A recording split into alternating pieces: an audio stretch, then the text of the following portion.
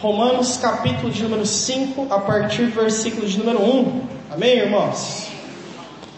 A palavra de Deus diz assim: justificados, pois, mediante a fé, temos paz com Deus por meio de nosso Senhor Jesus Cristo, por intermédio de quem obtivemos igualmente acesso pela fé a esta graça na qual estamos firmes e gloriamo-nos na esperança da glória de Deus. E não somente isso, mas também nós nos gloriamos nas tribulações, sabendo que a tribulação, ela produz perseverança. A perseverança produz experiência, e a experiência produz esperança. Ora, a esperança ela não confunde, porque o amor de Deus é derramado em nosso coração pelo Espírito Santo, no qual nos foi outorgado. Porque Cristo, quando nós ainda éramos fracos, Ele morreu ao seu tempo pelos ímpios. Dificilmente alguém morreria por um justo, pois poderá que ser que pelo bom alguém até se anime a morrer. Mas Deus prova o seu próprio amor para conosco pelo fato de ter Cristo morrido por nós, sendo nós ainda pecadores. Irmão, isso aí tem que estar grifado na sua Bíblia, pelo amor de Deus. Logo, muito mais agora, sendo justificados pelo sangue, nós seremos por ele salvos da ira. Porque se nós, quando éramos inimigos, fomos reconciliados com Deus mediante a morte do seu Filho, muito mais já estando reconciliados, seremos salvos pela sua vida.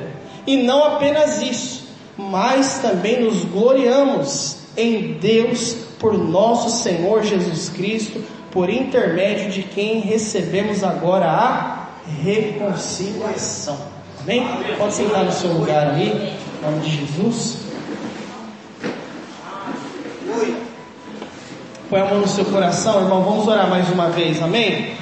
Pede que o Senhor fale com você, toque no seu coração. Pai, em nome de Jesus, nós oramos, clamamos ao Senhor, para que o Teu Santo Espírito fale conosco, para que o Senhor, Pai, encha o nosso coração do Teu amor, da Tua palavra, e que essa palavra que é viva, é poderosa, é transformadora, transforme também os nossos corações e as nossas vidas, Pai. Nós te pedimos isso no nome do Teu Filho Jesus. Amém e amém. Glória a Deus. Aleluia. Os irmãos, ano passado, principalmente, os irmãos lembram do banner que nós tínhamos aqui, que era a respeito da Reforma Radical, que falava a respeito dos 500 anos da Reforma Protestante. Quem estava aqui desde o ano passado nesse banner? Amém. Hoje nós vamos falar um pouquinho disso, porque essa data, como hoje, irmão, dia 31 de outubro, para nós, como cristãos evangélicos, é uma data comemorativa. Assim como é a Páscoa, assim como é o Natal, dia 31 de outubro para nós é um dia muito importante. E nós, como evangélicos, devemos saber disso também. Hoje também, dia 31 de outubro, se eu não me engano, também comemora o Halloween, que fala? Me ajuda aí. O inglês manja aqui também, né, irmão? Cultura. Hoje é Halloween, né? Halloween. E quando entrou esse negócio de Halloween aí, dia 31 de outubro, que é o dia da Reforma Protestante, começou a ser cada vez mais esquecidos, inclusive no meio evangélico. Isso começou, irmãos, há 501 anos atrás, que agora é 501, né? No passado era 500 anos atrás. Um homem chamado Martinho Lutero, que ele era um padre, naquela época a igreja cristã só existia igreja católica. Católico é cristão também, meu irmão. Por isso que os caras é tinhoso, não, viu? Eles também são cristãos. Porém, naquela época só existia a igreja católica. E por causa disso, irmão, começou a ter alguns problemas, porque o povo não tinha mais acesso à palavra de Deus. Primeiro porque naquela época não existia impressora, né, irmão? 500 anos atrás, fica claro, né? Então quem é que podia ter uma Bíblia? Você tinha que ser muito rico, irmão. Muito rico, porque a Bíblia ela era feita à mão. Imagina escrever uma Bíblia à mão. Tem gente hoje que não sabe mais nem escrever, de tanto que digita no celular e computador. Você dá papel e caneta para ele e fala, como funciona esse negócio aqui? Isso aqui faz o quê? Não sabe mais como funciona. Agora você imagina escrever uma Bíblia de Gênesis a Apocalipse, à mão. À mão. Você tinha que ser muito rico, você ia pagar para alguém poder fazer isso para você. E outra, que a Bíblia não era desse tamanhozinho pequenininho que você tem na sua mão, não. A Bíblia é aquele calhamaço gigantesco.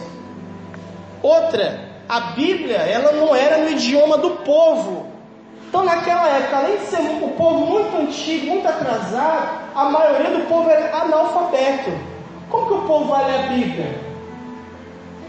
Em latim. O povo mal sabe ler no idioma próprio, vai ler em latim. Sabe ler em latim, irmão? Então comece a dar graças a Deus, você tem a Bíblia em português na sua mão. Naquela época, você traduzir a Bíblia para outro idioma podia te colocar na fogueira. Homens morreram por causa disso, irmão. Porque eles iam transliterar, colocar a Bíblia no idioma próprio, inglês. Martinho Lutero fez um Novo Testamento para alemão. Isso foi uma grande revolução. E tinha um sério problema dentro da igreja católica com o clero, com os padres, porque como que você era perdoado naquela época, irmão? Você tinha que vir até a mim, contar todos os seus pecados. Olha aí, irmão.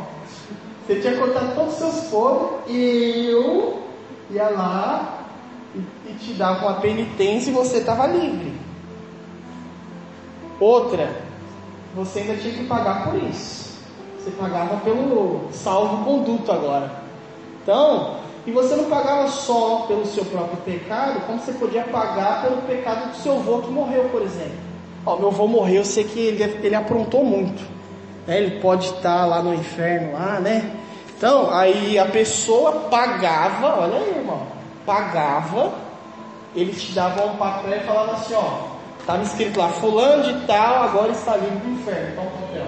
Irmão, não ri não, que o negócio é sério, era assim que funcionava antigamente.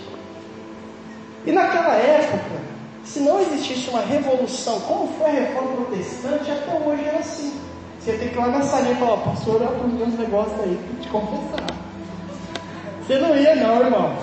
Você não ia. Jesus sabe disso. Hoje você tem que dar graças a Deus, você pode ir lá no seu quarto, você tem acesso direto a Deus.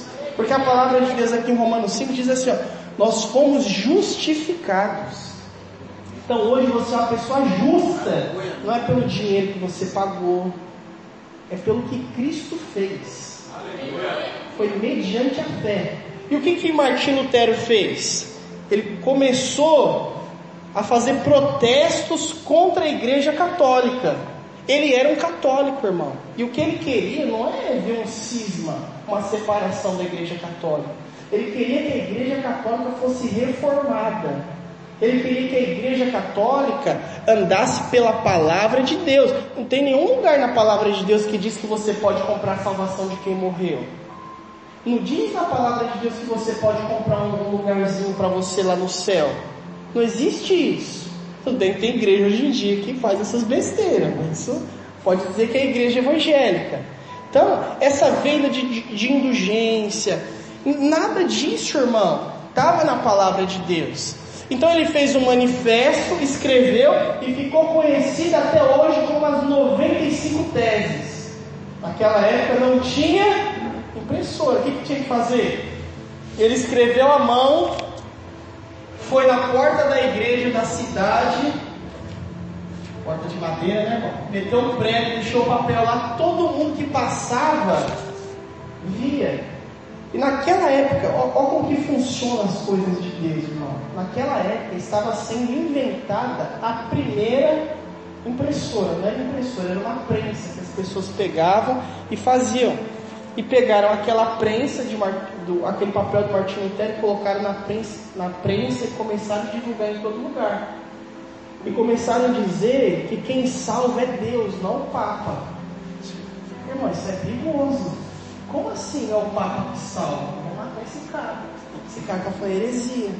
Ele foi perseguido, ele foi julgado, fugiu, ficou escondido num castelo, onde ele traduziu a palavra de Deus.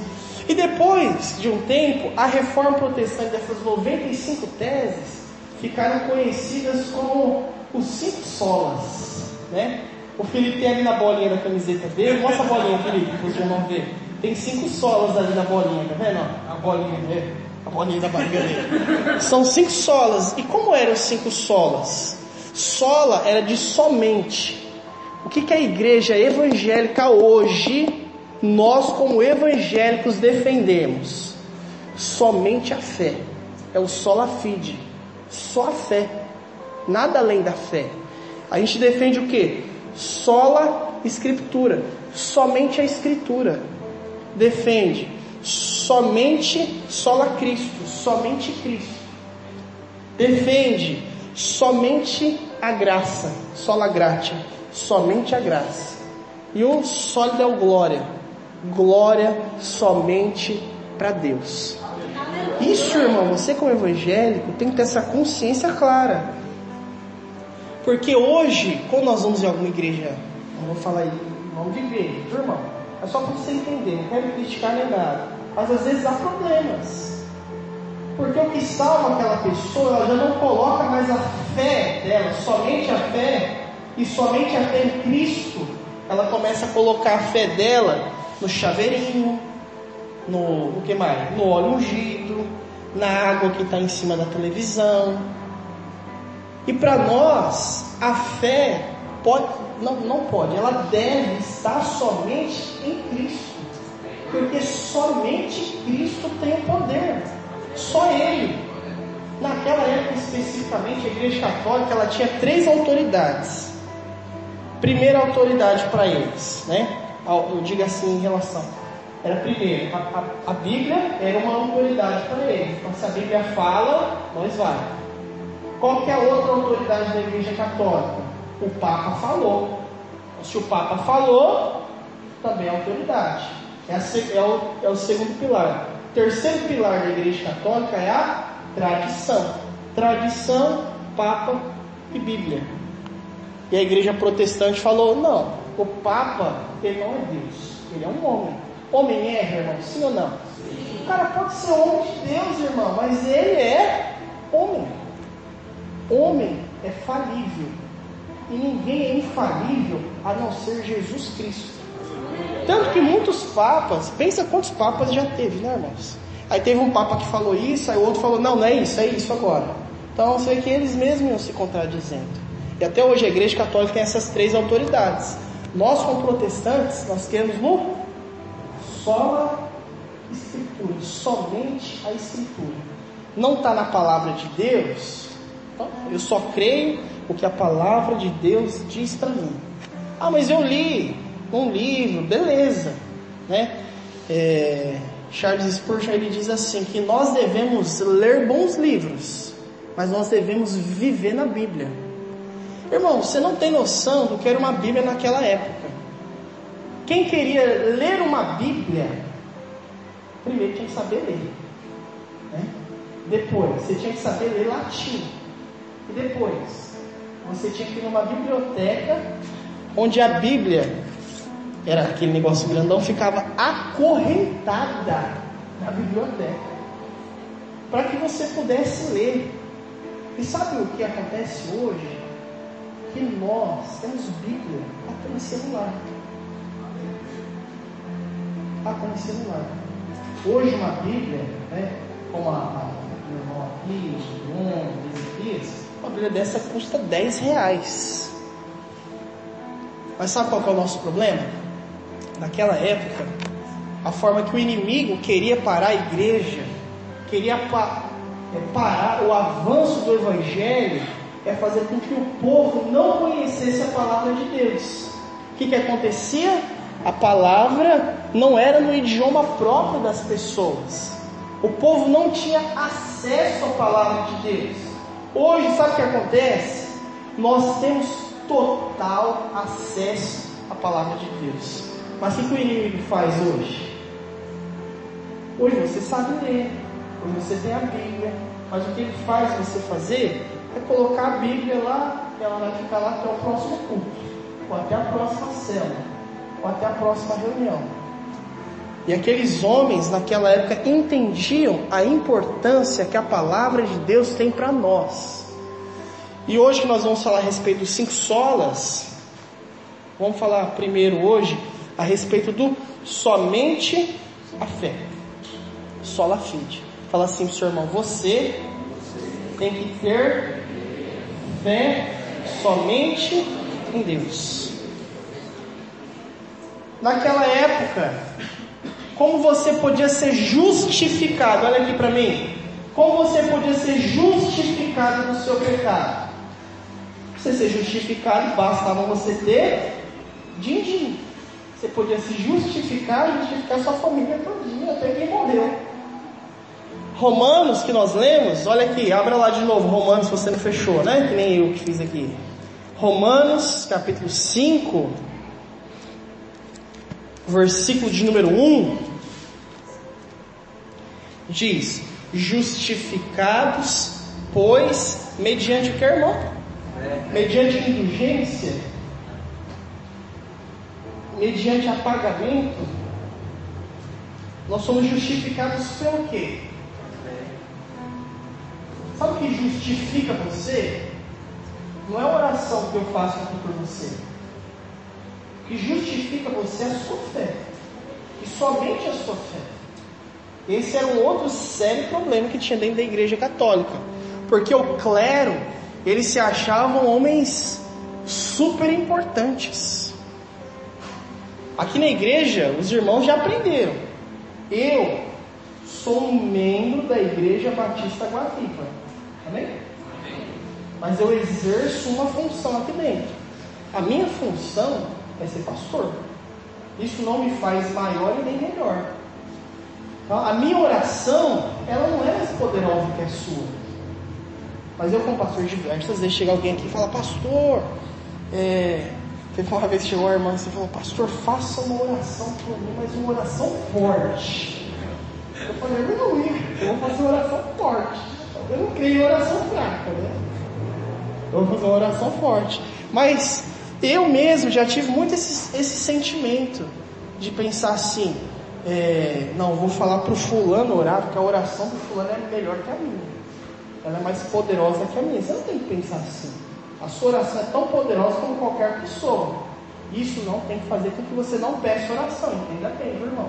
A igreja, ela ora uns pelos outros, amém? Por isso que a gente chega e alguém: não, ora por mim. Ah, tá difícil os irmãos orarem por mim quando eu estava em São Paulo? Mentira, irmão, para. Orar, não é? Escamo vocês, irmãos. É importante isso. Isso é importante. Porque nós, como igreja, oramos uns pelos outros. Agora, a nossa justificação, ela é pela fé e pela fé somente. Não é por obras, não é pelo que eu faço, não é pelo que fizeram ali por mim, é pelo que Cristo fez, pela fé que eu tenho no meu Senhor Jesus. Eu sou salvo, justificado pela fé que eu tenho no Senhor. Não é porque eu dou dízimo, não é porque eu oferto, não é porque eu venho no culto. Eu sou salvo pela fé em Cristo Jesus. Então, se você hoje lembrar dos 5 solas e foi embora, estou feliz. Isso para você é importante. Sabe por quê? Porque quando você aprende, irmão, sobre os 5 solas, quando você aprende sobre a reforma protestante, quando você aprende realmente sobre o que é evangelho, talvez você nem sempre vai morar aqui no Veracruz, aqui no Camaragibe. Você fala: ó, pastor, agora eu vou mudar, vou morar lá em Paris. Ninguém deu aleluia, ninguém vai para lá. Morar não vai lá atrasado, não vale não, irmão. Aí você vai lá para uma igreja lá, outra cidade, outro país. Quando você for na igreja, você acha que você vai em qualquer igreja?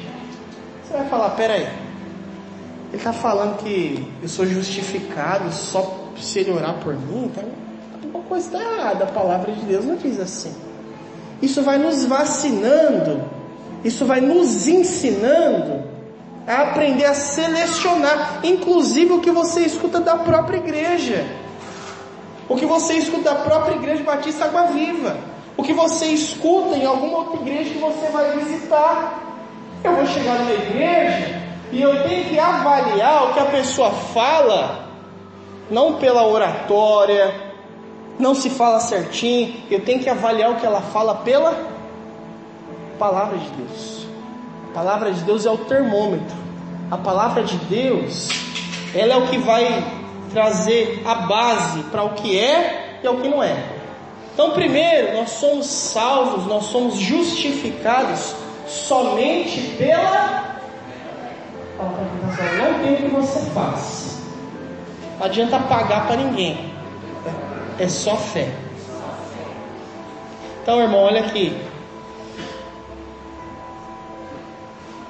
Tem gente que fica assim, fica com aquele peso na consciência, né? Fala, esse mês lá eu não abençoei a obra de Deus está muito bravo comigo. Não, irmão, a sua consciência tem que ser de abençoar a obra de Deus, não de achar que você perdeu a salvação por causa disso, porque isso não existe na palavra de Deus, amém? Segunda coisa, somente a Escritura. Mas é que eu ouvi uma pessoa falando, esse negócio funcionava assim. Tem muita gente que tem muita superstição. Quem é que era muito supersticioso antigamente? Ninguém quer confessar pecado hoje aqui. Não precisa confessar mesmo não, mas você confessa para Deus. Pode fazer isso. Eu tinha um irmão aqui da nossa igreja que já estava até andando tempo com a gente. Ele falava que ele deixava sempre um pão dentro do banco de farinha assim. Por que você deixa o pão lá dentro para não faltar? Por quê? Não, porque me ensinaram assim. Irmão, eu tô vendo que os irmãos aí já sentiram que é as coisinhas que você tá lembrando agora. Eu não vou pedir pra você levantar mais a mão não, também, pode deixar. E às vezes a gente vai vivendo dessa forma, e a gente tem que aprender que o que para nós é verdade é a palavra de Deus. Existem algumas outras verdades? Existem também. Mas hoje nós vamos fazer se esse negócio é verdade ou não. É pela palavra de Deus. Então quando nós vamos conversar com algum irmão, o irmão fala assim, eu não acho que isso é certo. Se você não acha, tudo bem, é sua opinião. Mas a palavra de Deus não é minha opinião. A palavra de Deus é a palavra de Deus. Olha aqui, a palavra de Deus, ela é perfeita. A palavra de Deus, ela é inerrante. Quem é errante sou eu. A palavra de Deus não. Porque a palavra de Deus, ela não se contradiz. Porque a palavra de Deus, ela é perfeita no seu todo. Porque quando você começa a falar assim, não, mas eu acho que a Bíblia está errada nisso. Não, mas eu não concordo quando a palavra de Deus diz isso. Você vai fazer o quê? Você vai arrancar a folha da sua Bíblia? Você não concorda com isso? A Bíblia, irmãos, olha aqui, não é questão de concordância ou não concordância. Ela é aquilo que nós olhamos e desejamos por ela viver. Pega a sua Bíblia e abra comigo lá em 2 Timóteo, lá no finalzinho da sua Bíblia, não tão no finalzinho. 2 Timóteo, capítulo de número 3. Aleluia.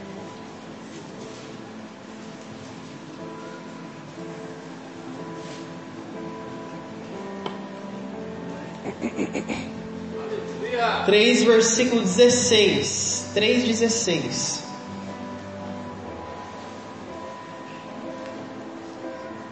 Amém?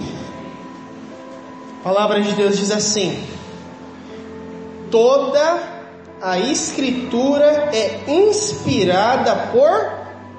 Vocês não acharam, não? Acharam? Vamos tentar de novo então. Toda a Escritura é inspirada por...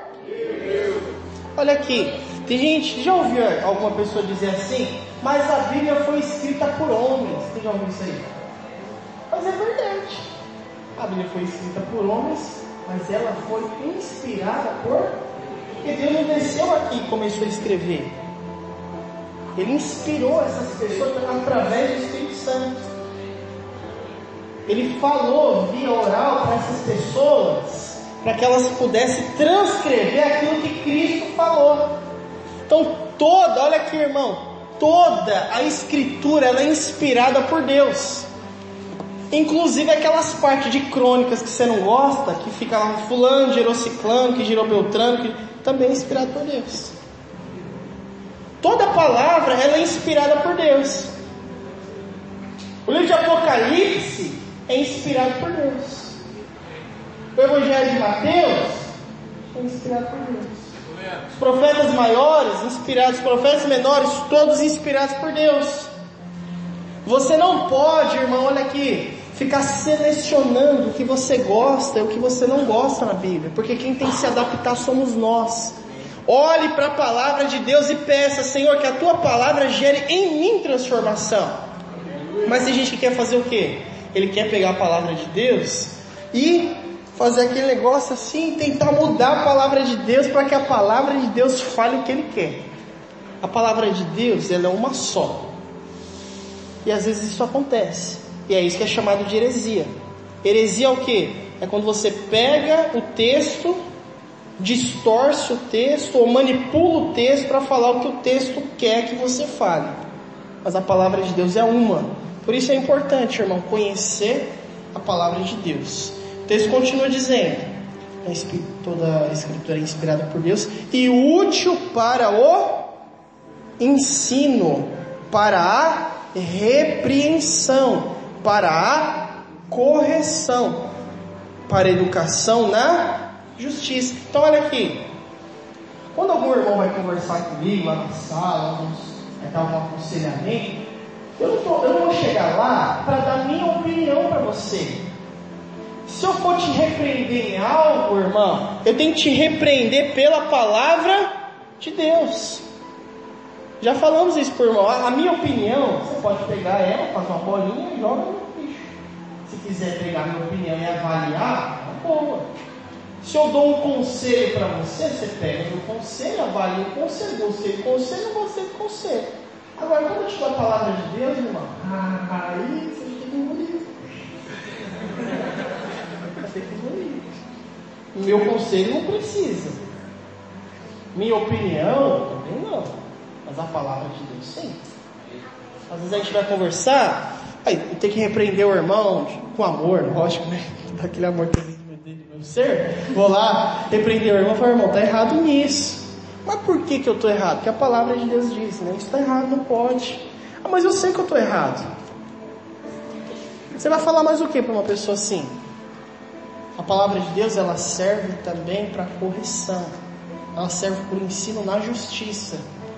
E se a pessoa ela não está afim de ouvir a palavra de Deus, irmão, você acha que ela vai ouvir você? Se você pega para ela, mostra com amor: ao Senhor Jesus nos ensinou isso e isso. Isso não é correto. O Senhor Jesus não se agrada disso. Ah, mas eu sei, está errado mesmo. Se ele não escuta nem Deus, você acha que ele vai escutar você, irmão? É difícil, não é? Somente a fé, somente a Escritura e somente Cristo. Pegue sua Bíblia, abra comigo lá em Atos dos Apóstolos, capítulo de número 4. Atos dos Apóstolos, no capítulo de número 4.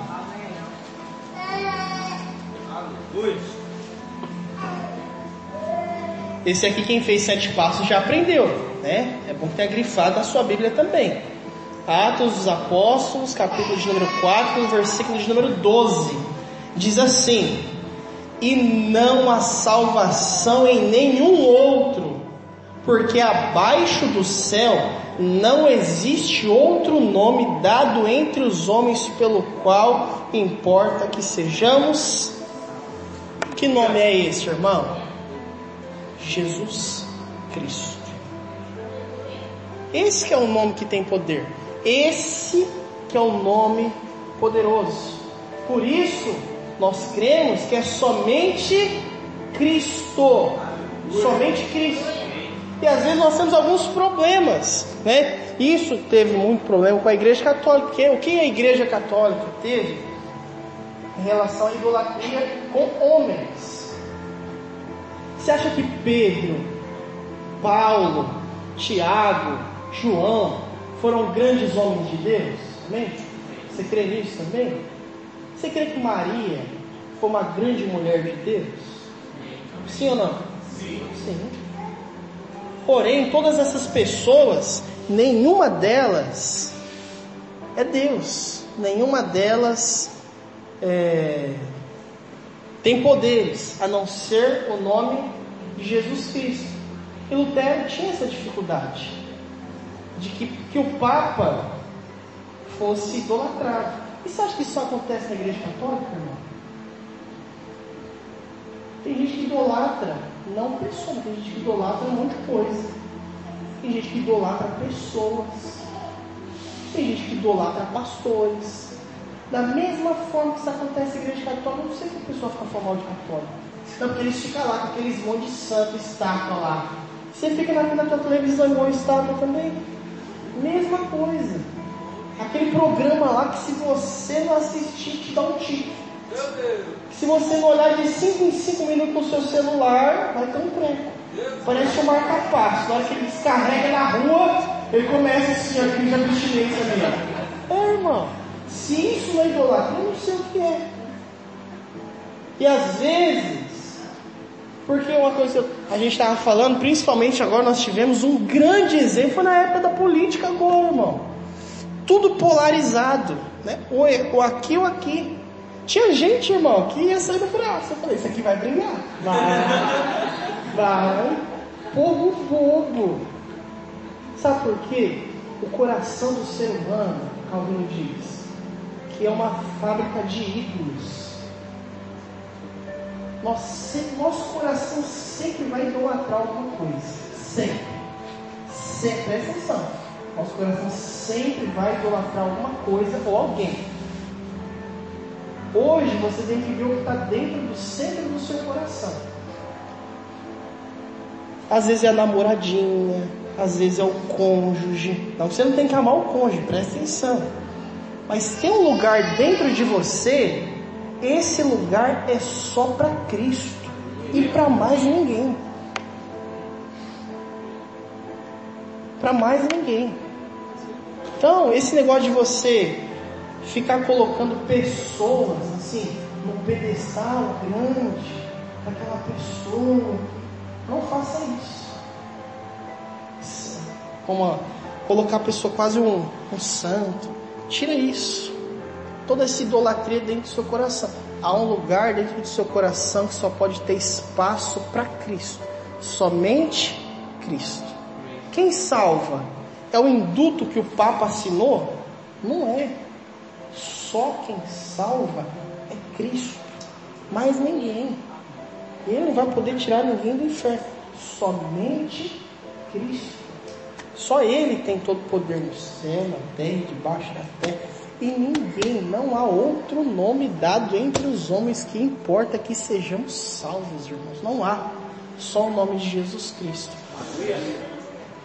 Agora, o quarto, penúltimo, né? Efésios, capítulo de número 2, fala somente a gratia, sola gratia, somente a graça.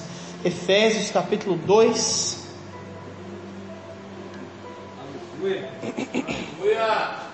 versículo de número 1.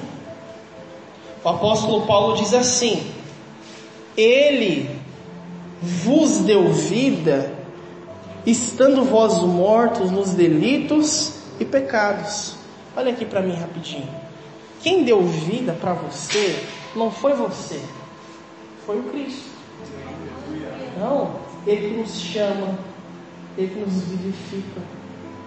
E você fala, como que Deus, nós temos lido Romanos 5, Romanos capítulo 5, versículo de número 8, que diz que Cristo prova o seu amor. Então, você ama Jesus? Só que Jesus fala assim, eu amo vocês. E o versículo de número 8 diz assim, que Cristo prova o seu amor para conosco, tendo Cristo morrido por nós, sendo nós ainda. E o versículo anterior fala assim que Ele morreu quando nós ainda éramos fracos. Ele morreu ao seu tempo pelos ímpios. Então Cristo morreu por você quando, irmão? Você acha que quando você entrou aqui e falou, eu quero Cristo? Porque o texto diz assim, que morrer pelo bom, alguém até se anima. Às vezes você morreria lá pelo teu filho, pela tua mãe, pelo teu pai. Eu dou a vida pelo meu irmão. Porque alguém que é próximo a você, agora você morreria por uma pessoa ruim? Você fala, não morreria não, porque eu matava era eu. Hashtag Bolsonaro 2019. Eu morri nada, eu vou pegar ele. A pessoa, olha aqui, irmão. A pessoa fala, eu morro por gente ruim, morro nada. Morra ele antes. Não é bem assim? Agora o texto da palavra de Deus diz que Cristo morreu ao seu tempo pelos ímpios. Ele morreu ao seu tempo pelos ímpios. Ele morreu por gente que não presta. E quando eu estou dizendo isso, eu estou dizendo nós, irmão. Não sei se você entendeu aí, mas eu estou incluindo a gente aí. Cristo morreu por pessoas como nós. Você morreria por uma pessoa igual a você? Sabendo você o que você faz? Sabendo você o que você apronta? Você morreria por uma pessoa igual a você? Então a palavra de Deus diz que a graça de Deus, essa bondade imerecida, você não merece isso não, irmão. Eu não mereço isso. E o texto da palavra de Deus diz para nós ganharmos um pouquinho de tempo aqui. Vamos lá no versículo de número 8, 2:8, diz assim: porque pela graça, vocês não estão aqui não, vocês não estão entendendo não, irmão. Foca, vamos lá. Porque pela graça sois agora, mediante a fé. Isso não vem de, é um dom de Deus, não é de obras, para que ninguém se... Não é, irmão. Então não é pelo que você faz. Para de ficar pensando agora, eu sou bonzinho. Você é bonzinho coisa nenhuma. Sabe, você foi salvo pela graça, mediante a fé. Pela graça. Porque você não merecia isso. O que você merecia, e talvez ainda mereça pela nossa vida, é inferno. Mas a graça imerecida de Deus vai lá e nos justifica e nos salva. E o texto do versículo 9 deixa muito claro: isso não vem de obras, para que ninguém se glorie. Sou uma pessoa muito boa, eu dou cesta básica, eu ajudo os necessitados, eu ajudo os mendigos na rua, eu faço sopão. Você acha que é isso que salva? Você acha que é isso? O que salva é a graça do nosso Senhor Jesus Cristo, e só isso. Então não tem o que você faça para ser salvo. Sabe por quê? Porque ele diz assim, para que ninguém se glorie.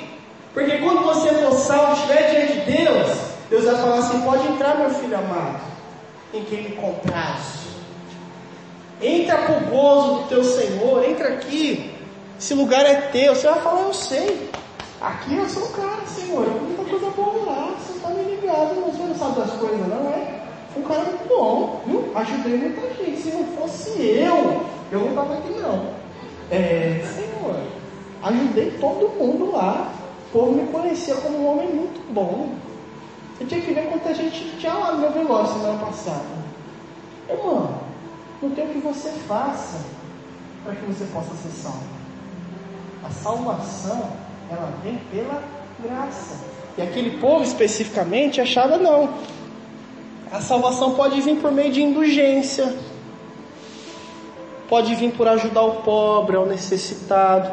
Isso não salva. Olha aqui, quem faz isso é salvo. Ele mostra: eu não faço para ser salvo, eu fui salvo e por isso eu faço. Eu ajudo o necessitado, eu ajudo o próximo. Mas isso não me traz salvação, está muito claro na minha mente. Eu fui salvo em Cristo Jesus e agora eu quero ajudar, eu quero servir. Mas tem gente não, ele não tem a fé em Jesus Cristo. Tem muito ateu que é uma pessoa boa, ele ajuda as pessoas, mas no grande dia isso vai adiantar o quê? Ele vai estar na hora do julgamento e vai falar: Senhor, eu ajudei tanta gente, eu fui tão bonzinho com as pessoas. Mas é mediante a fé. E por último, Romanos, capítulo de número 11. Soli Deo Glória. Aleluia. Soli Deo Glória. glória somente a Deus. Aleluia. Fala para quem está do seu lado, a glória só pode ser dada a Deus.